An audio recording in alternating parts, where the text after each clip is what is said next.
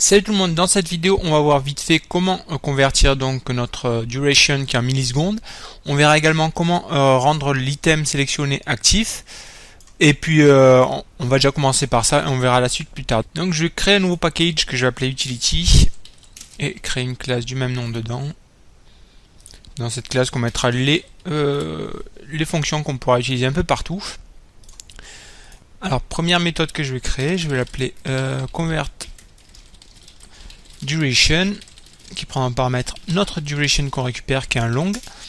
Et donc on a juste à faire un peu de maths. On va faire un truc très simple, hein. On va récupérer les minutes et donc pour ça on passe notre duration, on divise par 1000 et on divise par 60.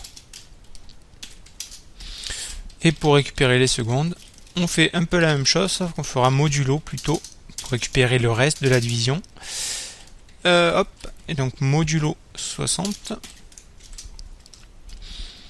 Et donc il n'y a plus qu'à convertir tout ça pour retourner ça d'une manière un peu plus sympa. Et on va faire, on va créer, je vais l'appeler ça string converted. Là c'est un G. Hop. Et sera égal à string.format. Et là alors le format qu'on veut, on va vouloir premier, on fera les minutes, 2 points, et ensuite pourcentage 0,2D. Je vais vous expliquer ça. Et en premier paramètre, on passera les minutes, et en second, les secondes. Alors ceci, c'est les placeholders. Donc le premier chiffre, on veut que ce soit juste 0, enfin 0, 1, 2, 3, 4, 5, 6, 7, 8, 9, 10, etc. Par contre, pour les secondes, on met le 0,2D. En fait, ça va nous servir à rajouter le 0 si le premier chiffre entre 0 et 9. C'est-à-dire, si on a 3 secondes, ça fera 0,3. Donc, ça nous permettra de faire 3 minutes, 2 points et 0,7 par exemple, au lieu de faire 3 minutes, 7 secondes. Voilà, tout simplement. Et je retourne tout ça, donc retourne converted. Ok, on va mettre ça dans notre adapteur maintenant. Donc, ce que je vais faire, c'est que je vais le stocker. Donc, string duration sera égal à utility.convertDuration et c'était song.getDuration. Et comme ça, je dis pas directement ici. Voilà. Je lance tout ça pour voir si ça fonctionne correctement. Et donc voilà, on a la durée d'une manière un peu plus présentable.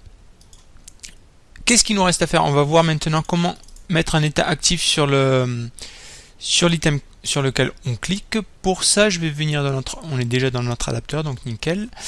On va créer une nouvelle variable que je vais appeler, donc ce sera une variable privée, je vais appeler ça selected position. Et ça sera un entier, bien sûr. Et on va également faire une méthode, on va faire un setter. On va faire alt insert setter sur selected position, parce qu'on s'en servira dans notre main activity pour reset un peu tout ça, etc. Et donc en fait ce que je vais faire dans notre bind view holder, ce qu'on va faire, c'est qu'on va mettre une couleur de fond et rendre notre icône IVPlay active visible ou pas selon que l'item soit actif ou pas. Donc ce que je vais faire, c'est que if selected position est égal à la position, dans ce cas-là, je veux mettre une autre couleur.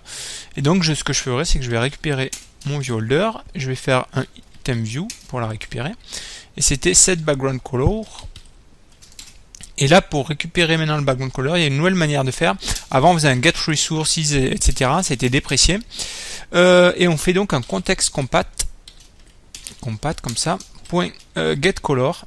Le contexte, on passe ces contextes. Et ensuite, en second paramètre, je vais récupérer mes couleurs. Donc c'était couleur et je vais mettre color primary, je crois qu'elle est orange. On va voir, sinon j'en créerai une autre.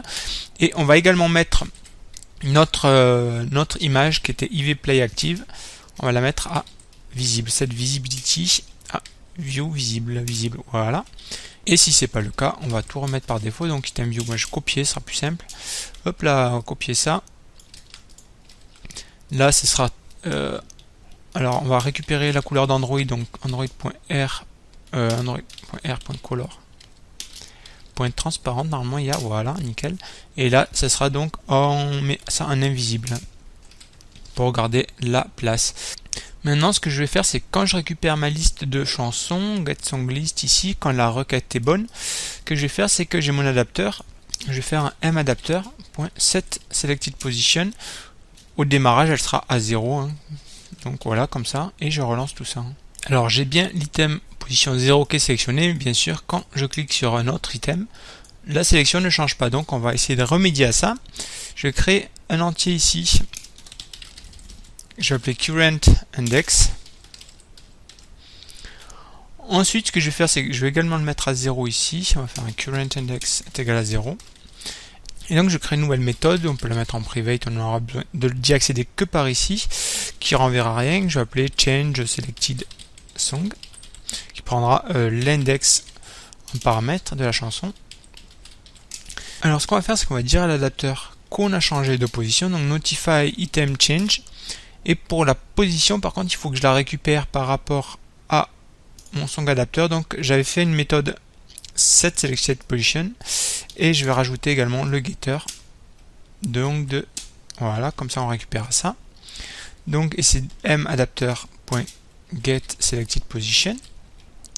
Donc, ce que je vais faire ensuite, j'ai assigné cet index à notre variable qu'on a créé précédemment.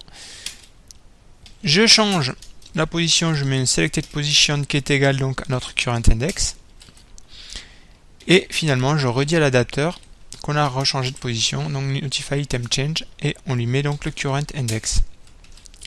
Et cette méthode, j'ai plus qu'à l'appeler dans mon onClick listener de l'adapteur, donc j'ai juste à faire un donc c'était selected change et j'y passe notre position. On teste tout ça pour voir. Alors le premier item bien sélectionné, et ensuite quand je clique sur un autre, celui-là est bien sélectionné, l'autre devient bien transparent, et si je reviens dessus, il est toujours sélectionné, donc ça a l'air de marcher correctement. Donc c'est nickel, c'est ce qu'on voulait faire, donc c'est nickel. Au passage, cette méthode, on l'utilisera dans d'autres situations, notamment lorsque l'on clique sur nos boutons, on verra dans une prochaine vidéo. Donc dans la prochaine vidéo, je pense qu'on commencera à attaquer la classe Media Player pour lancer nos chansons. C'est bien beau de les récupérer, mais encore faut-il arriver à les jouer maintenant. Et donc moi je vous dis à plus pour une prochaine vidéo. Ciao.